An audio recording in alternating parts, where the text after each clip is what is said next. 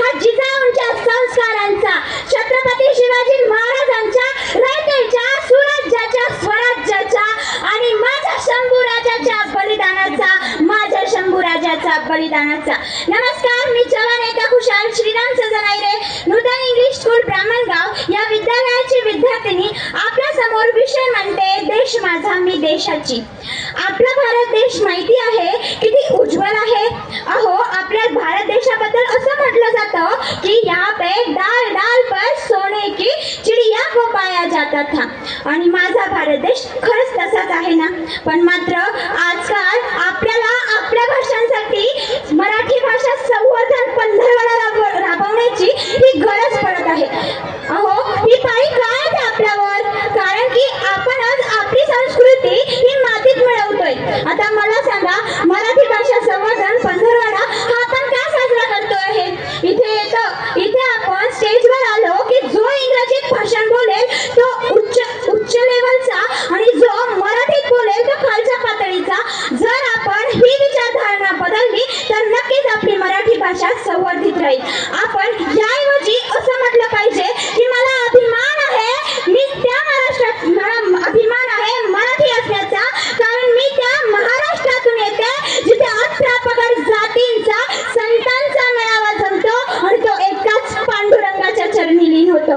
मला अभिमान आहे मी मराठी असल्याचा, कारण इथे 18 पगड जातीच्या लोकांनी आपल्या रयतेचं राज्य, सुराज्य, स्वराज्य निर्माण केलं.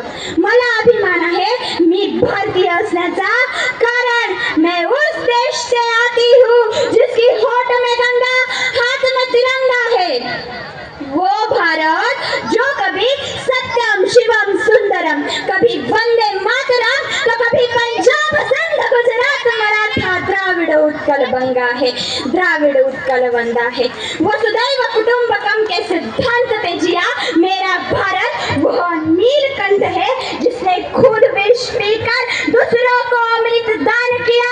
और मेरा भारत तो इतना बलिदान देता है कि वो शंभू राजा भी मेरे स्वराज्य के लिए जिया, वो शंभू राजा भी मेरे स्वराज्य के लिए जिया.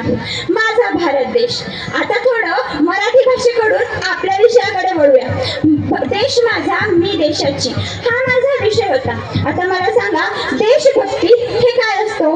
देशभक्ती म्हणजे तानाजी मालुसरे यांनी जेव्हा छत्रपती शिवाजी महाराजांच्या डोळ्यात डोळे टाकून सांगितलं की राजा आधी लगीन कोंढाण्याचं आणि मग माझ्या रायबाचं, आधी लगीन कोंढाण्याचं आणि मग माझ्या रायबाचं. अहो, आजकाल तर प्रॉमिस डे बनवतात ना. मला सांगा, खरं प्रॉमिस काय? खरं प्रॉमिस तर तेच जे माझ्या तानाने माझ्या शिवरायांना दिलं की आधी लगीन कोंढाण्याचं आणि मग माझ्या रायबाचं, आधी लगीन कोंढाण्याचं आणि मग माझ्या रायबाचं. पण मात्र हल्लीच्या काळात तर सगळं काही विचलित होऊन चाललंय. बस बघितल्या तर आता सध्या ई बस राबवण्यात आलेले आहे. तुम्ही बघितलं की ती ई बस 3च महिन्याआधी तर सरकारने त्याच्यावर सही केली, त्या मसुद्यावर सही केली आणि आज त्या ई बसेसच्या चळवळींमुळे काय झालंय माहितीये? त्यांच्या खिडक्या फोडण्यात आलेल्या आहेत. माझी जात उंच, तुमची जात खालची, माझी भाषा उंच, तुमची भाषा खालची, तुम्ही असे मी अशी, तुम्ही तसे मी अशी, ही शाळा चांगली, ती शाळा चांगली. अहो, का बरं? आपण तर एकाच देशाचे नागरिक आहोत ना, मग का बरं हा भेदभाव? खरं सांगू, आज माझा भारत देश खरंच महासत्ता राहिला असता. 2025 पर्यंत महासत्ता होण्याचं स्वप्न बघितलं होतं ना, ते नक्कीच साकार झालं असतं. त्या कर्मवीरांनी जे स्वप्न बघितलं होतं ते नक्कीच साकार झालं असतं. पण फक्त माझ्याचमुळे माझा देश हा महासत्ता बनू शकला नाही, कारण मी ही जात धर्म बघून पुढे वळते नाही का. पण काही असो, शेवटी जाता जाता फक्त एवढंच म्हणावंसं वाटेल की माय मराठी तुझी अनामी तन मन धन मी वाही आले, तुझी अनामी तुझी अधामी अखंड रंगोळी राही आले. धन्यवाद.